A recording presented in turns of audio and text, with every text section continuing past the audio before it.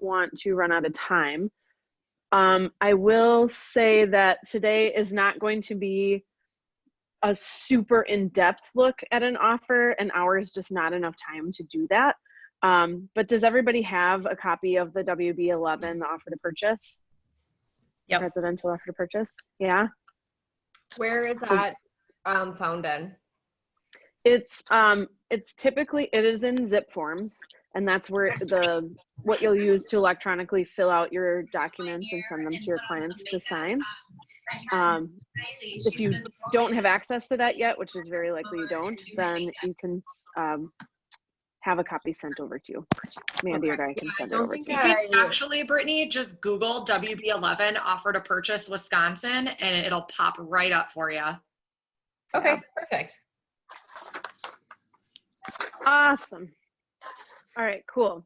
So that'll be a good reference to have. The reason I'm encouraging you to do that is as much as you can, I want you to see the verbiage.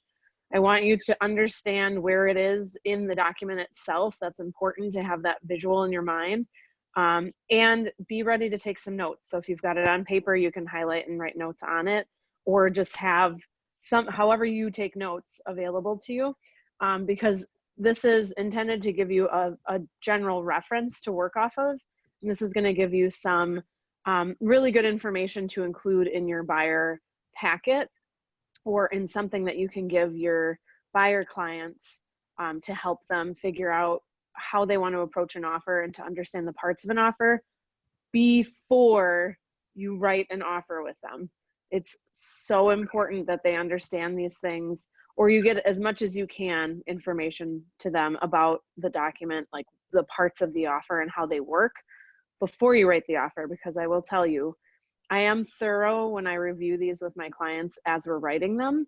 But if I have somebody who, like, you know, first place we look at, or they're in a rush, or whatever the case is, and we are writing the offer and that's when they're learning everything, it is too much. They don't retain it. So then when we get to inspection, they're like, wait, what did I agree to? It's not great. So the more you can get them informed about the parts of the offer ahead of time, the better. And the way that I recommend doing that is, thanks, Mandy. So the way I recommend doing that is by mentioning a little bit of it in your buyer consultation, but mainly include something on paper for them to see the basic pieces of the offer. And then while you're out on showings, while you're checking in, while you're, you know, communicating with them, you can talk more about those pieces of the offer. Has anybody put anything together that's like a one-page document that has the main parts of an offer, or has anybody used something like that so far? No. Okay. You will find this to be an excellent resource for you as well, especially when you're new. I really wish I had taken the time to do this sooner in my real estate career, because I found myself being very nervous about missing anything. Does anybody else feel that way? Yeah. Yeah. It's a big deal, and it should be, you should feel like it's a big deal, but you should also know that you are the expert here and you're the one in control of, you should be familiar with this document so that you have the confidence to work through it to the best advantage of your buyer as well. Even though the market's a little weird right now with everything going on, in general, it's been highly competitive market for buyers. And so not only understanding how to fill in the document, but how to do it to the advantage of your client is really important. So the more you know about how the offer works and how it can work for them, the better advocate you can be for them. So when you're putting together your top 5, your buyer consultation, this is a great piece, but it also overlaps into another top 5 item, which is writing an offer to purchase.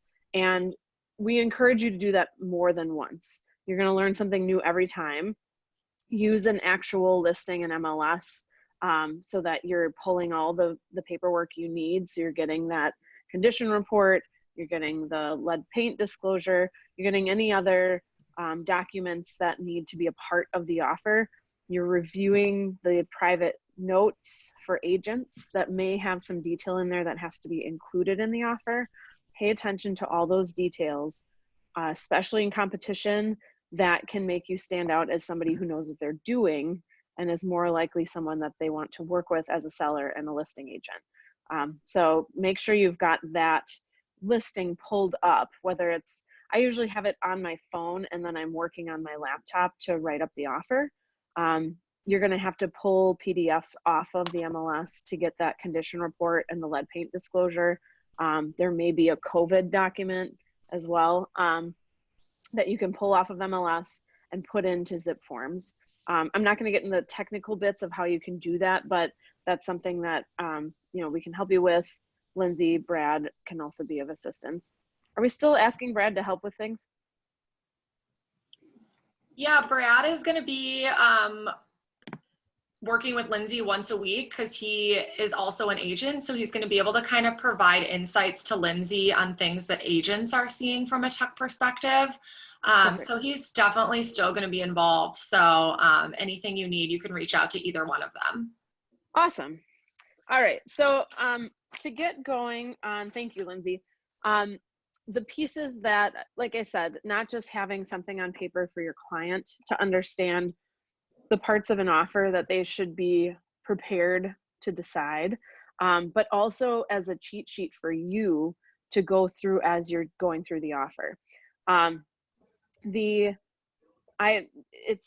all the same basic offer document, but if it's a condo, there may be a few other pieces to it. If it's vacant land, there's a little different pieces, but I'm just using the WB-11 residential offer to purchase, and that applies to single family homes and duplexes. So here are the main pieces we're going to talk about. So first, obviously, purchase price. I will tell you that a lot of times when I'm writing an offer with a buyer, this is the biggest decision, and oftentimes we save it for the end, but it's early on in the document, so it's important to have that decision. Seller reply time. So this very much depends on the situation you're in, but if it is not unreasonable, I usually will try to write not just a date, but a time of reply. And that's with the intention of cutting off other offers coming in. So you want to do it with a reasonable amount of time for the seller to respond without being a jerk, because you want to be considerate, but also keeping in mind that you don't want to give them 2 days. You know, if it's 10 a.m. on a Saturday and you're writing an offer, unless they've told you that they are only reviewing offers on a certain day and time, which again is why you look at that listing in MLS before you write the offer. If they haven't given you a date and time, you could reach out to the agent and ask them, which is a very considerate thing to do, but it could backfire because they could say, yeah, give me till Monday, that'd be great. And you're like, crap, now I know that you want until Monday to get back to us, and you can collect offers all week long. But you could reasonably give them until the end of the day if it's sometime in the morning, and expect a reply. But you know, the more communication with that agent, the better off you are getting an idea of what you're dealing with. They could say, you know, this is ridiculous. I've got 3 siblings to talk to. It's an estate. We're not going to be able to get back to you until Monday. And you just have to trust that that's how it's going to go. But that's one decision to make, and it's something to make your buyers aware of. Earnest money. So this is essentially a deposit. It's for most cases, it comes back as a credit to the buyer at closing. If the transaction falls apart and you use a contingency legitimately, then it should go back to the buyer. But if they're budgeting, earnest money is part of that. You can kind of, so to speak, your closing costs, your down payment, because it's one of the credits that comes back to them at closing.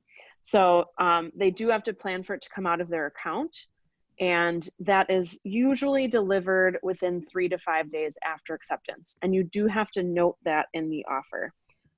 So that's another piece that we'll touch on. Closing date, obviously a big deal, definitely worth asking the listing agent if there's a preferred closing date. And then contingencies. So we have inspection, including right to cure. We've got right to cure. inspection, including right to cure. If I talk too fast, just shoot a note or stop me. Financing, the appraisal, home warranty, seller contribution or closing cost credit, and other.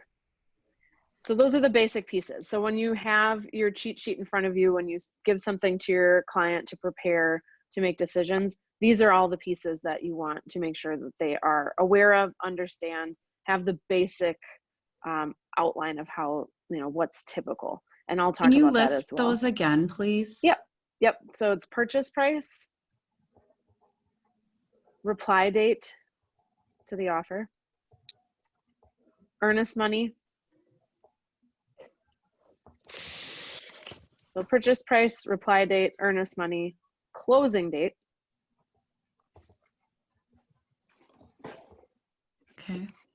And then contingencies, which includes inspection. And with that, you can put testing.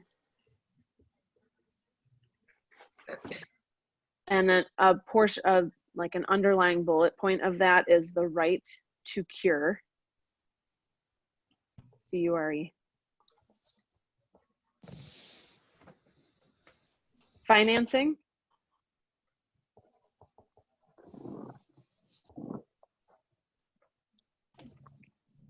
Appraisal.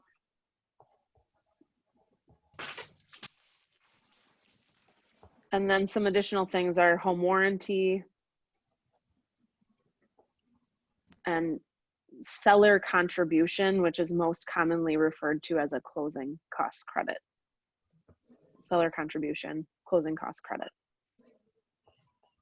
And then there's some other bits and pieces depending on the transaction. So those are the basics. The documents that you're going to include in your offer most typically are the offer to purchase itself, which is usually a WB-11,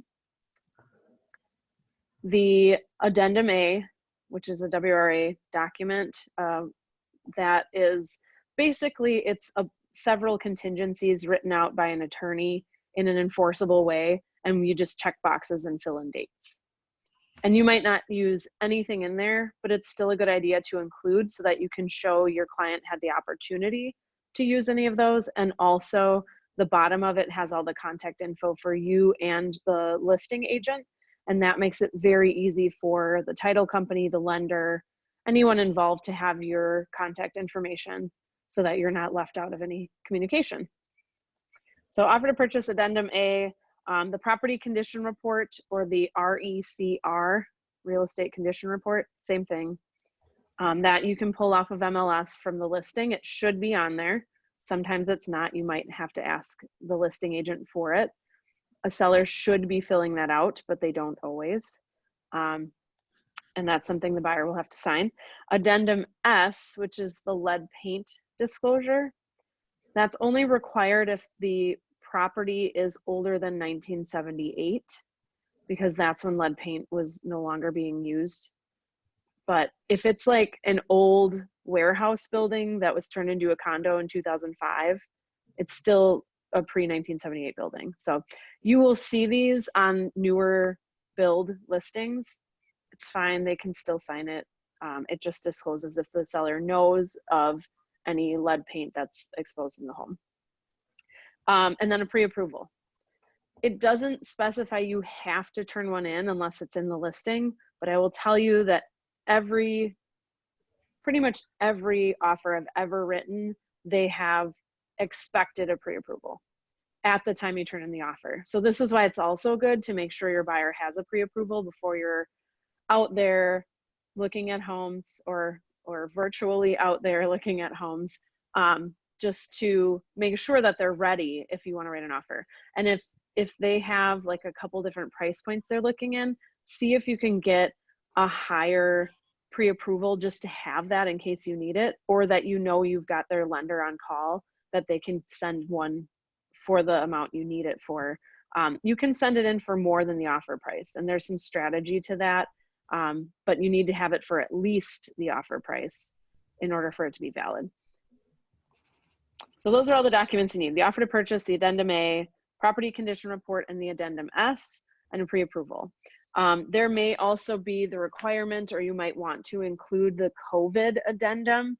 That right now is just more or less giving the flexibility with some due dates and deadlines to ensure that nothing gets totally derailed because of the state of what's happening and things potentially taking a little longer with loans or getting an appraiser out to the house or condo. So it's just an added piece. I'm finding that some listing agent brokers are not a fan of the general one and have created their own.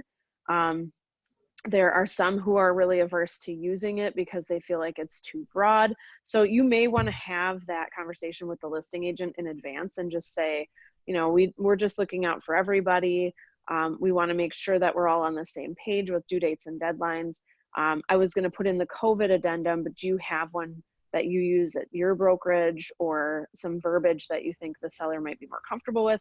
You know, the more you're communicating with them in advance without being obnoxious, that shows that you're an informed, reasonable person to work with.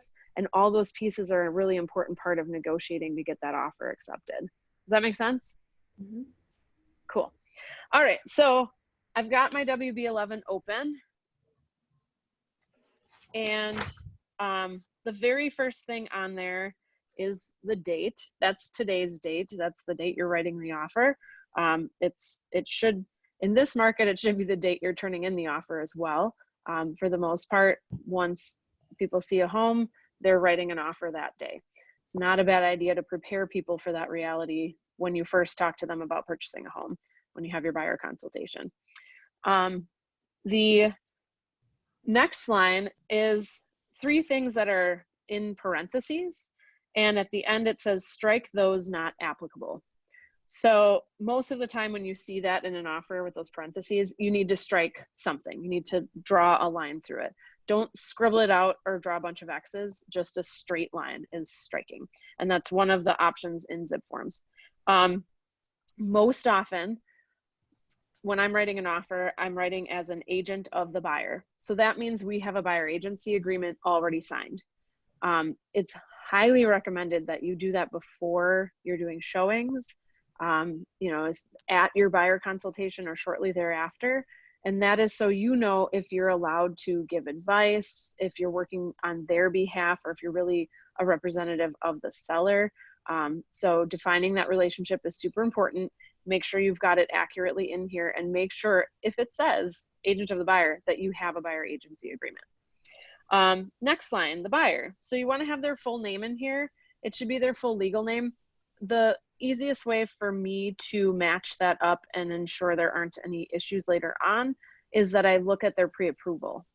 Whatever's in the pre-approval is usually what is the full legal name that they're using for the purchase. So it might have a middle initial, it might be their full name instead of their shortened name, but it's good to confirm that.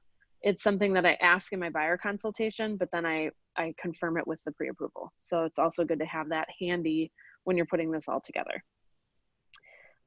Next, street address. So use the MLS listing for this.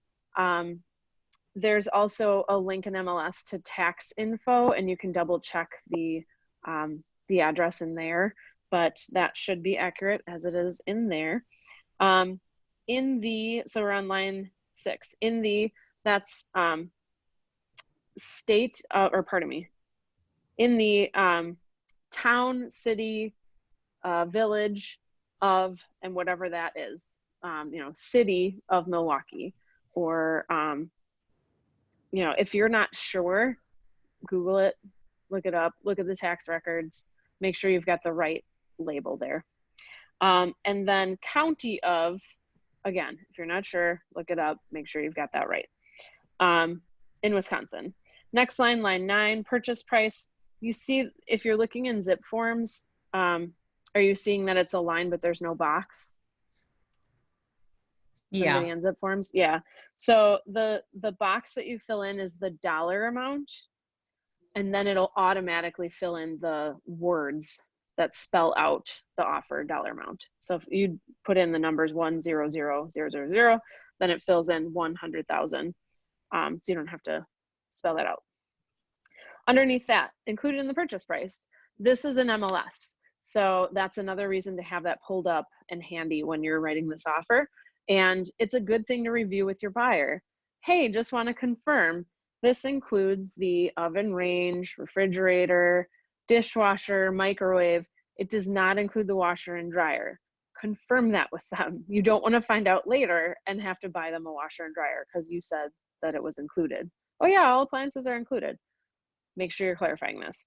So you can copy and paste it right out of MLS and put it in there. One side note, if there's a bunch of other stuff, has anybody seen like other stuff included in listings? Yeah. Like the pool table, stuff Yep. like that? Yeah. So if that stuff's in there, your best course of action is to fill out a bill of sale separately, because most lenders will not be okay financing a pool table. However, that could be something that you address at a later time to keep it cleaner. You could just put it in there as inclusions, just copy and paste from MLS. And you may have to, at another point, like once the offer is accepted, check in with the lender and say, hey, we've got a couple other things in that inclusions list. Do you want me to just take those off? You know, is that going to be a problem for the underwriter? So anticipating issues is one of our jobs. So good thing to keep in mind. Not included in the sales price. So that again, or in the purchase price, that's again in MLS, it should be. If there's nothing there, you can just put seller's personal property, or if it is a rental, you may want to put seller's personal property and tenant's personal property. And just as a little detail piece that can make you look more professional, seller is always capitalized, buyer is always capitalized. And you don't have to say sellers multiple. You can just say seller. It covers everybody if it's a couple. Fixtures, I mentioned this when we're on showings. Fixtures are attached to the property, and there's a whole list of what a fixture is. So the lighting, the curtain rods, but not the curtains, the blinds, if there's a built-in shelf that's attached to the wall, you know, or a china cabinet that's built-in. If it looks unsure and your buyer really wants it, just confirm that with the agent that it's included or that it's not. You know, planting outside generally is included, but the seller might want to take some hostas with them, or like grandma's rose bush. Like, just confirm that stuff ahead of time so that your buyer's not caught off guard. Next, binding acceptance, line 40. So this is the reply date. And like I said, I oftentimes, Peter, I saw your note. So I like to put a time in there, and that way you're not all like sitting around at 10:55 p.m. wondering if they're going to write back or not. Like, that's not good for anybody, right? So be thoughtful about it. If it's, you know, if it's 7 p.m.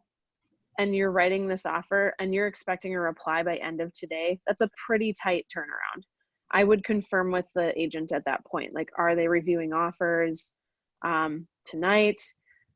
You know, is the seller available with, you know, by tomorrow morning? So maybe I give them until 10 the next day, 10 or 11, trying to avoid other showings and more offers coming in, but also being considerate of the agent's time and the buyer's time. You know, these agents have a lot going on as well. Who knows where the seller, you know, what they have juggling. So it's good to just keep in mind and be considerate of that.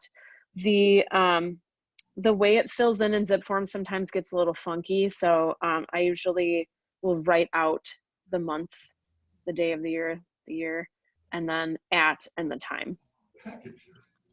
Sometimes it gets a little funky. If you only put the date, technically it can go right up until 11:59. And something to consider also is that when you send this in, the seller can do a couple of things, and that relates to this due date. So if the seller wants to accept the offer, they have to do so by the end of this binding acceptance date and time. If the seller wants to counter, they technically can counter at any time. So they could, I just got an email from an agent who I sent an offer to a month and a half ago. And he's like, we're going to multiple counter. I'm like, really? I haven't heard boo from you, dude. But they can.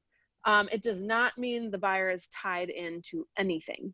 But it just means the conversation can keep going. So if the seller wanted to collect more offers, thought they had something else coming in, knew they were going to counter anyway, they might not reply by your time and date, but that doesn't mean it's over unless you get a rejection.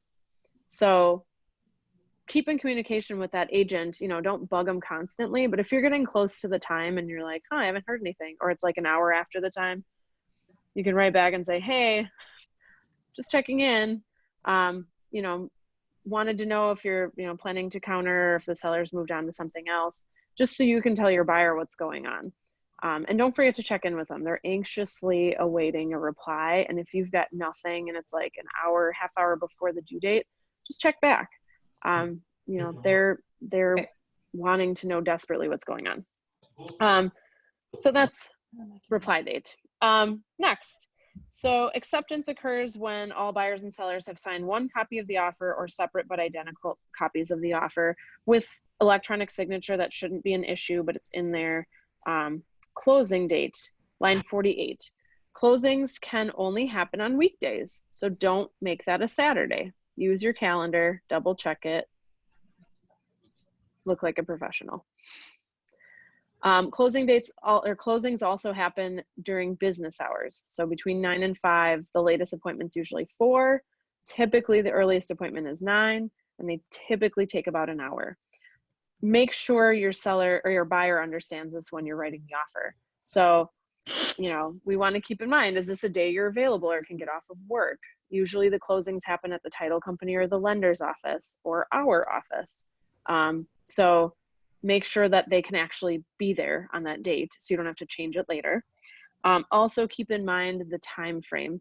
Now, in a perfect world, once you know you're going to be writing an offer, or even if you think this house is going to be the house or the condo, make sure that you and or the buyers are communicating with the lender to get the updated pre-approval, either matching their offer price or a little bit over to show they have some wiggle room, maybe not show all their cards, and find out the time frame that's working best for that lender right now.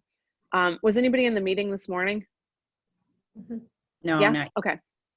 Okay. Go back and watch it if you can. But Brian Clute mentioned something briefly, but a lot of lenders still are experiencing extremely high volume between refinances and new buyers.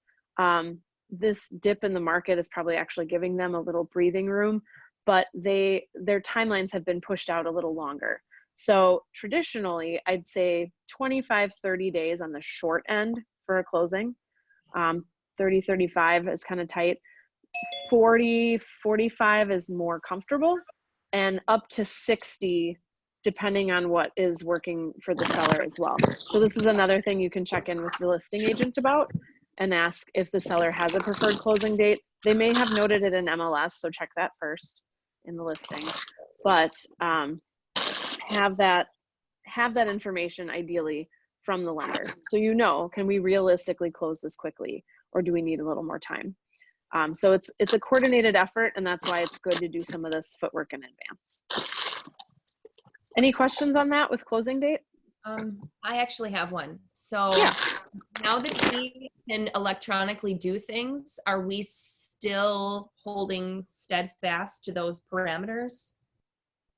Like date, time, takes an hour? Yeah, the electronic closings presently are only for sellers.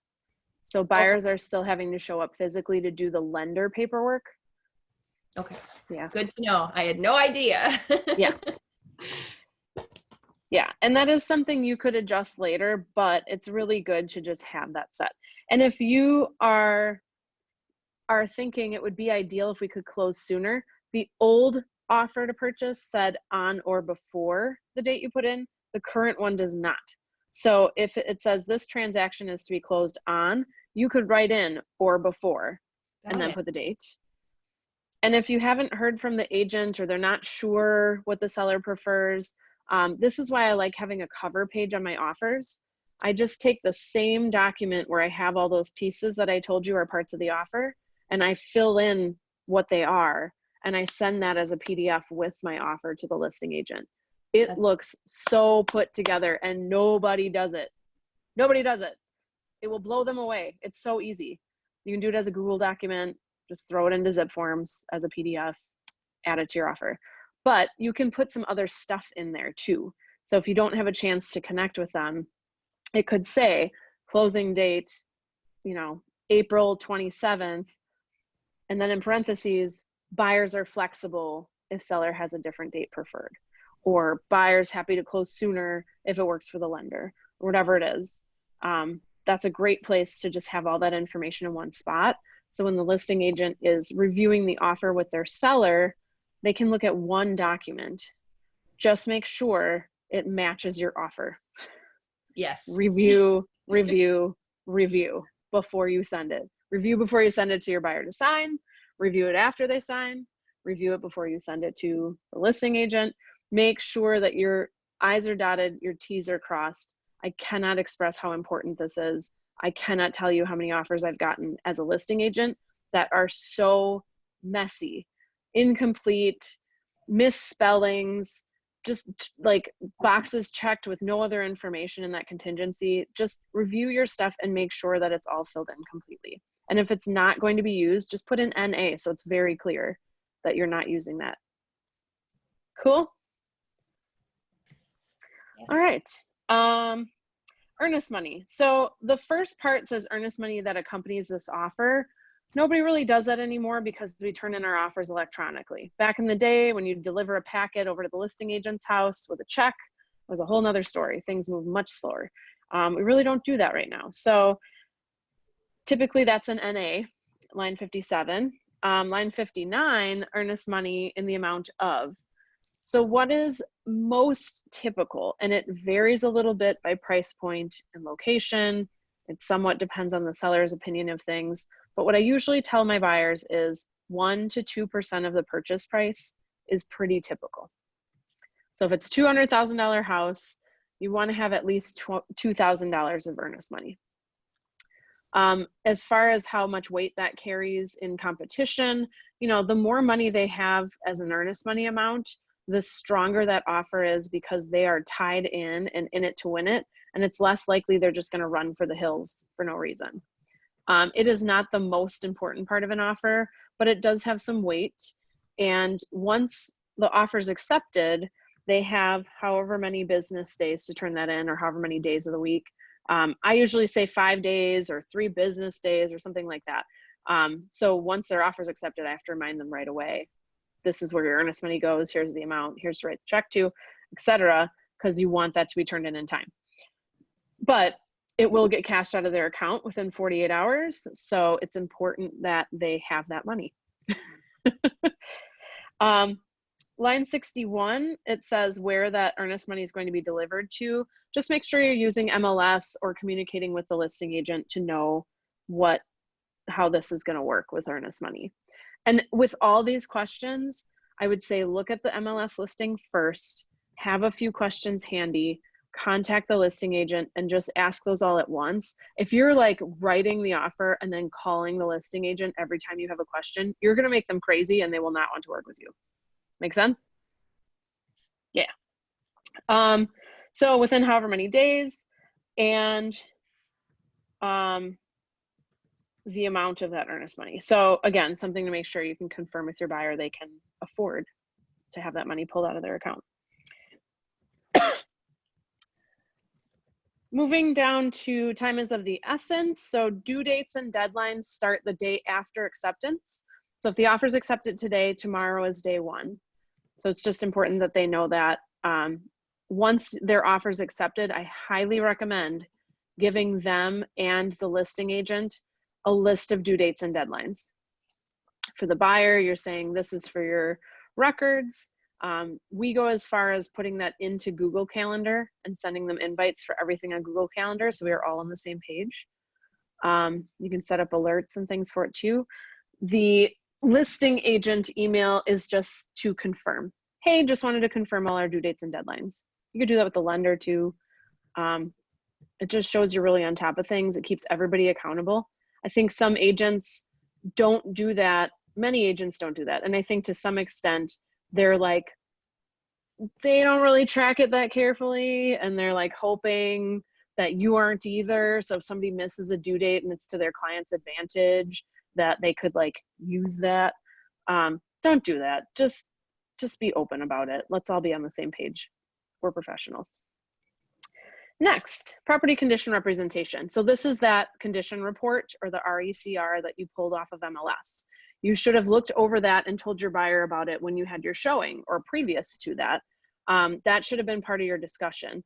Make sure you review that. There might be some stuff in there that your buyer's not okay with, and you don't want to be this far into the offer and then be like, oh shoot, there's a big problem that we didn't know about. So proactively be looking at those documents when you're setting up showings, when you're sharing those listings. Have those conversations in advance. This part of the offer is to say that the seller filled out a condition report, that they disclosed everything they know about the house or the property, and that anything they've disclosed to the extent that it's been disclosed. So if they say the basement has a crack in the south wall, and that's all they say, come inspection time, if your inspector looks at that and the foundation wall is off plumb by an inch, and they're requiring beaming of the walls or worse, excavation of the walls, you could use that as a major defect to get out of the contract still, because the crack is not the extent to which there's a problem. Now, if they put in the condition report, the south wall is an inch off plumb, you know, disclosing that it needs beaming or whatever, they've disclosed the extent to which it's a problem. So when you get to inspection, if you miss that and the seller had disclosed it already, that is not a defect your buyer can use to walk away. And the seller may be way less likely to agree to making a repair because, yo, you knew ahead of time. So just make sure you're looking at that condition report. So you put in the date that matches the condition report. Sellers oftentimes don't fill out the date on the first page of that document. So look to where they signed and put that date in. Property address is at the top of page 3. Make sure you've got that. It's on the pages that don't include the address already. It's to make sure that, you know, pages don't get mixed up with other offers. So just make sure that's filled out correctly. You can click on that in Zip Forms and it'll show a little box and you can add in the city and, you know, you can do zip code if you want as well.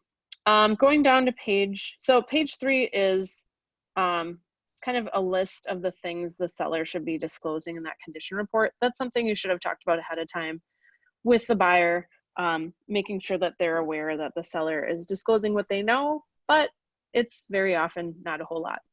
And there may be things that are problems that they just aren't aware of or have chosen to ignore over the last 20 years. So that is to be taken with a grain of salt. So it's in their best interest to have an inspection. Inspections and testing, line 179. So essentially what this is saying is the inspection is an overview of, think of it as like a general practitioner, like a general doctor. You're going in for a basic checkup. They're just looking at the basic stuff. If they see anything that requires a specialist, they're going to recommend a specialist come in. They also cannot open up walls, move furniture, bust open an attic hatch that's been painted shut. Like they can't force themselves into any spaces or areas. So it's good to be aware of that when you're on your showing. If there's something that needs to be removed for an inspection, you may want to include that here, or you may just want to ask the listing agent for that after the offer is accepted. In this competitive market, you have to be careful to not seem too nitpicky in your offer because they might be less likely to accept it, but you still want to have that protection for your buyer. So if there's something specific here, line 198 and 199, that the buyer wants to have inspected, here's what I generally recommend right now. In a really competitive market, saying that you want additional things reviewed by an expert before having a home inspector come in, you already know that you want that looked at, it's one of those red flags for a seller, right? So they know right off the bat, oh, this buyer already has a problem with the house and they haven't even had an inspector look at it. So that is, it's tricky to get that accepted. However, the way this contingency is written, the inspector can look at everything, provide a report. They take about 2 to 3 hours for an inspection. You're there, the buyer's there, ideally. You don't have to be there, but it's really good to be there. And sorry, I'm getting texted by clients. So you're there for, it's 2 to 3 hours. They give you a summary. They send you a report within 24 hours. You forward that to the seller through their agent, and that's their reference for the inspection. A lot of it is going to say, you know, the fireplace has soot in it. This could be a sign of blah, blah, blah. You should have a fireplace expert come in. The electrical panel has a double tap. We recommend you bring in an electrician. Like, it's all going to say that, and that's normal. But that's your door to bring in those experts. So if you already know the basement's got something weird going on, maybe it doesn't go into the offer, but if you get the inspector in and they say, yeah, you should definitely get an expert in, you could even call somebody ahead of time, because those guys take like a week to get out there. So, or just see what they say and kind of go off of that. Point being, they're a generalist. They may recommend experts. You then go to the seller's agent and say, we'd like to bring in some experts. And that's that line 201 to 203, follow-up inspections. The thing to keep in mind is line 207, the number of days for the inspection. Has anybody filled this in before? Do you have like an average days you usually put in? I've used 12 the last on my offer. Okay, cool. So 10 to 15 is probably most common, but you have to specify one number. Mm-hmm. So the timing of things depends on the buyer's schedule, your schedule. You know, can we get somebody out there right away? Do the sellers have lots of restrictions on showings and times available because they have like kids take naps and stuff like that? So keep that all in mind.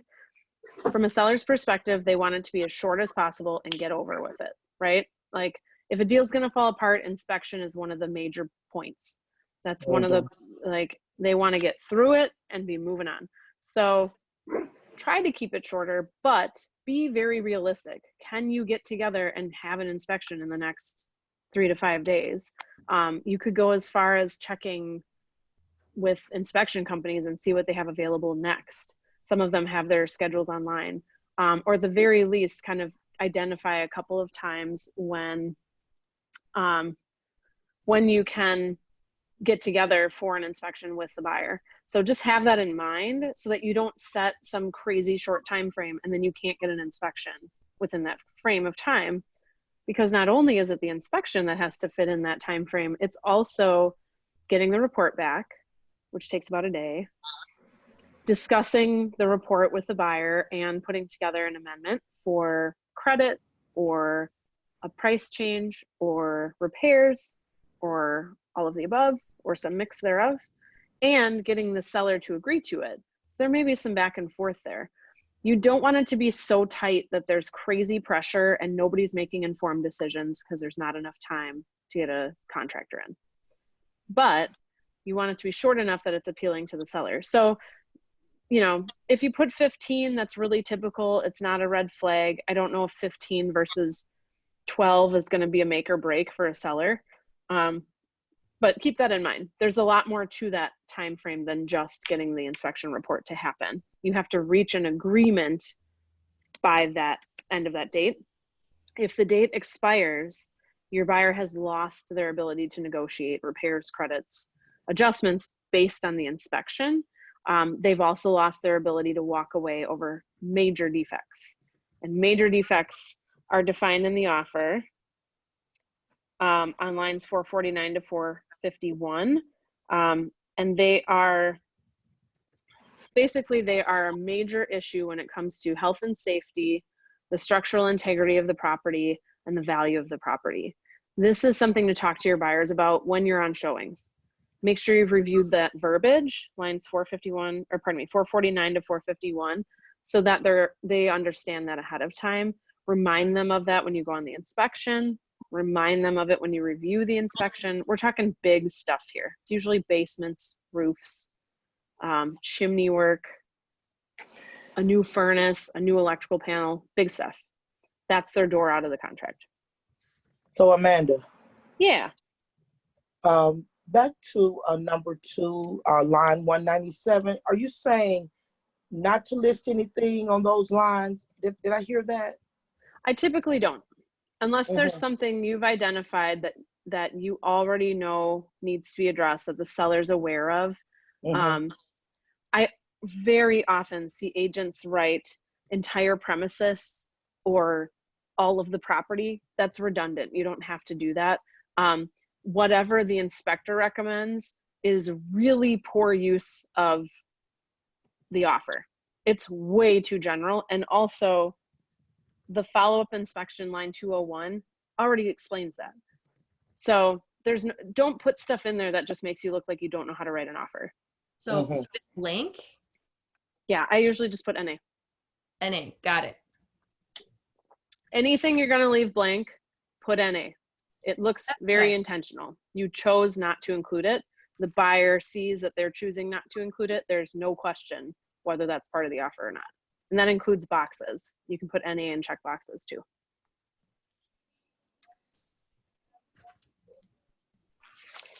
Okay, so right to cure. This is one that not everybody understands, but is so important to understand. It can be an awesome thing, and it can be really terrible for a buyer if they're not expecting it. It can also really work to their advantage, and I highly disagree with agents who say, I never give right to cure.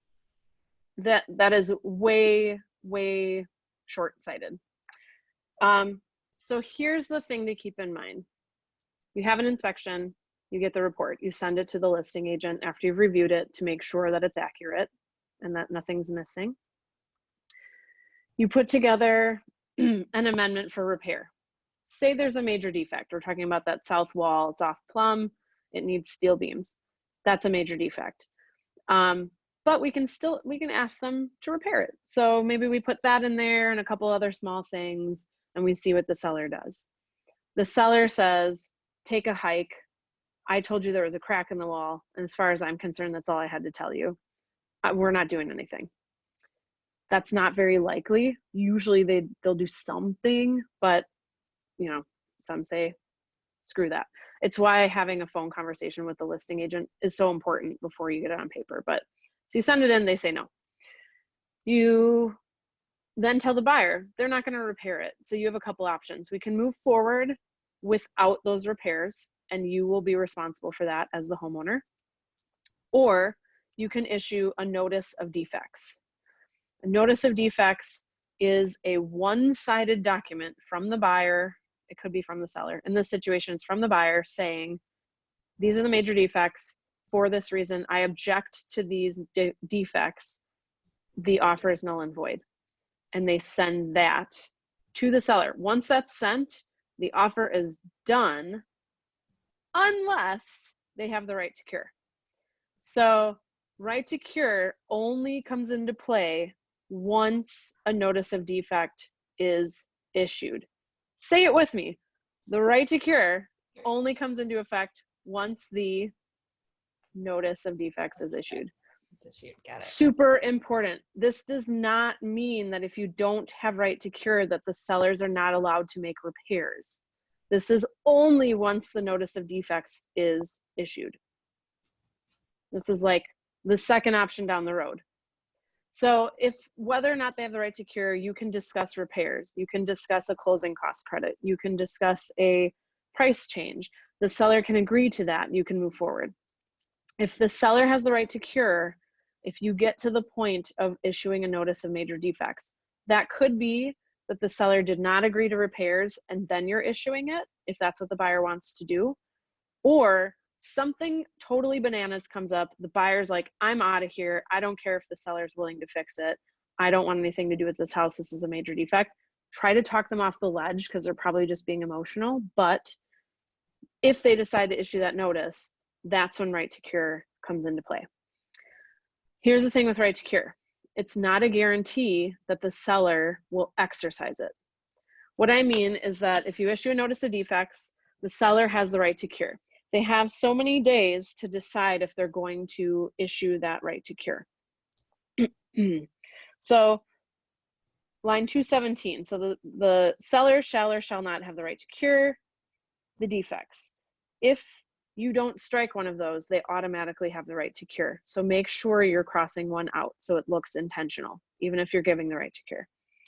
If the seller has the right to cure, the seller may satisfy the contingency by 1, delivering written notice to the buyer within, you can fill that in. I try not to give them 10 days. That's a long freaking time to be waiting around to see if they're going to use it or not. I try to put in like 5, 7, an amount of time they can get a contractor in and make a decision. Days after the buyer's delivery of the notice of defects, stating seller's election to cure defects. So they send you something back that says, here's a notice saying I am going to repair these defects. They could also, number 2, cure the defects in a good and workmanlike manner, including obtaining applicable permits where required. Good and workmanlike manner. That's real broad, right? Like Uncle Joe was an electrician in the 90s and he's going to replace the panel in a good and workmanlike manner. If your buyer wants to be sure this is done by a licensed professional, I would recommend striking that part of number 2 and then down where you can fill in like added information on the last page. Reference line 221, item number 2, to read defects cured by a licensed professional in the applicable field. Defects cured by a licensed professional in the applicable field, and documenting the compliance with permit, blah, blah, blah, blah, blah. The rest of that's already in there. Cool. Have some. If you can tell your buyers that you're looking out for them in that way, that's like a real nice little bit of info. Dads really love this. If you're working with people whose parents get involved, dads love that part. Moms probably too, but I always get the dads who are like, well, who's going to do this work? Well, we know how to use a contract, so we adjusted it. Number 3, delivering to the buyer a written report detailing the work done, documenting compliance with permit requirements no later than 3 days prior to closing. It's all spelled out for you there. So right to cure can be a really great scenario for your buyer. And I usually sell it or explain it as this. If you love the house and you are totally cool moving forward, as long as those major defects are repaired by a licensed professional as applicable, then are you cool moving forward?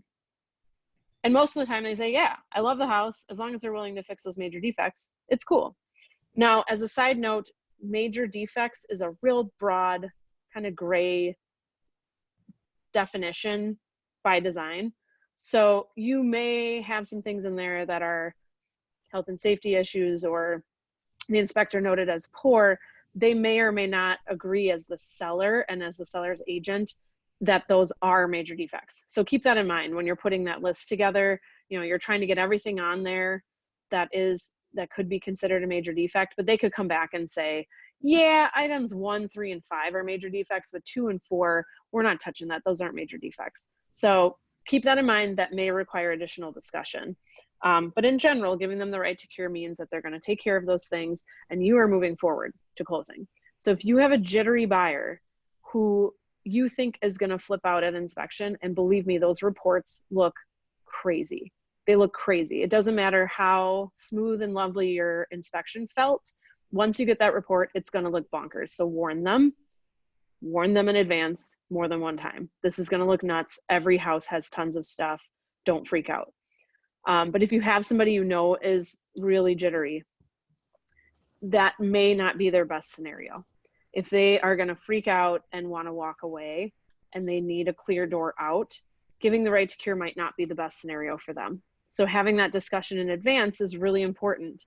This, when you're writing the offer, is not the time to do it, or it's going to take you 3 hours to write an offer. And everyone's going to be exhausted and mind numb by the end of it. And they won't remember what you talked about anyway. So discuss this in advance, but know that right to cure only comes into effect once the notice is issued. You can discuss repairs, credits, etc. with the seller, try to get them to agree to that, regardless of whether you have right to cure or not. Does that make sense?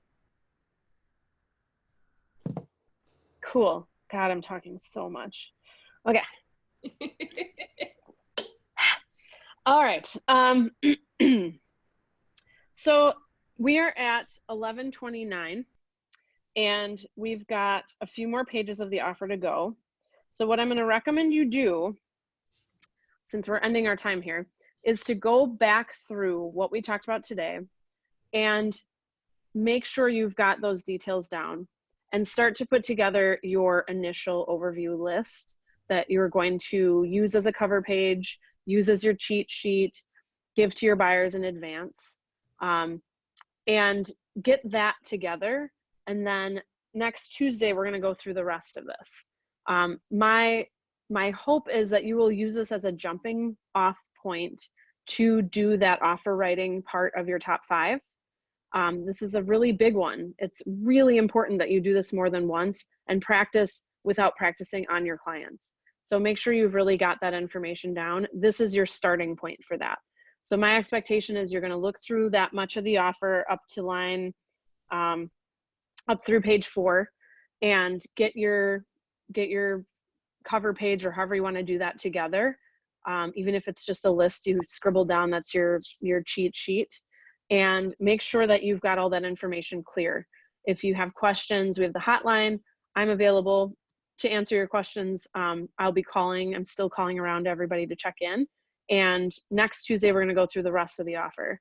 But you can see there's a lot to cover, and it's super important that you're really fluent in this. So when you're going over it with a buyer, it shouldn't take you more than an hour to write an offer with them. So the more well-versed you are, the more familiar you are, and the more you talk about this stuff with them before you're writing the offer, the much more effective and efficient the offer writing is going to be, and the more comfortable your buyer is going to be.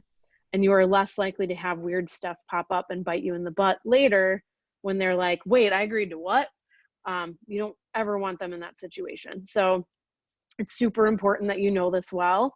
I know it's dry and kind of boring, but think of it as a puzzle. Think of it as something you can use to your client's best advantage, and like, how can you work that document? That's where the fun is for me. I know I'm kind of a nerd about it, but it really does help. And when you're in competition, the more you know about the offer and how to use it to your client's advantage, the more likely you are to get accepted offers. And in this competitive market, that's a huge deal. It's something you can use to tell future clients, hey, I know how to work an offer. I can get you an accepted offer. And in this market, it's real important to have somebody who can handle that. So it's good to have that under your belt and to just be confident about it. If anybody has additional questions, put them on the Facebook page where Mandy posted this, this event, this class, and I'll answer them there. I'll go back through the notes and just make sure I didn't miss anything too from anybody who commented while we were talking. While I was talking. Too, if you don't mind, Amanda. Yeah. 2 plugs for this week's training calendar, you guys. Thursday, Janine's going to be going over home inspections at Productivity Coaching and some changes with shift and how we're handling those. And then Thursday night is a really cool event. So at 7:00 p.m., CJ Lewandowski, he's an agent out of Germantown. The first Thursday of every month, he does call nights. And so what he's going to do is everyone's going to jump on, and the first few minutes are going to be some scripting, so some script practice, and then everyone's going to mute but stay on video, and you're going to lead gen together. And he's had a lot of luck with this the last few months, where everyone has set at least one appointment during these call hours, and then you get back on after, and you're going to talk through some objections and objection handlers and some wins and some things like that. So if you're free Thursday night to jump on call night, I think it's kind of a cool opportunity that CJ is doing. So What time is it at, Mandy? that's at 7 p.m. Okay. That was all I had. Lord knows we got nowhere to go, so thank you. Thank you. Yeah, Peter, Awesome. It's going to be in Zoom. The new training calendar I just posted to Facebook while you were in here. So the Zoom link to that is going to be in that. And then Charlie's going to email it out as well. Awesome. Cool. Well, thank you all for hanging in there. I didn't see anybody fall asleep. I appreciate it. Great class. Thank you. Thanks. We're here for you guys. Just Yes. use this time to get that top 5 done. This is a crazy opportunity where there's not a ton of activity. It's an excellent time to reach out to your people, build your list on your command, all of your contacts in there, and just take a week and focus on one thing at a time. Block out the time, make that your deep work time. Just get it done. You're going to feel so good. And if you do it right, it'll line up with about when things start to pick up again and you'll be ready to rock. So take the time. Awesome. Thanks, Amanda. You're welcome. All right. Thank see you. later. Thank you.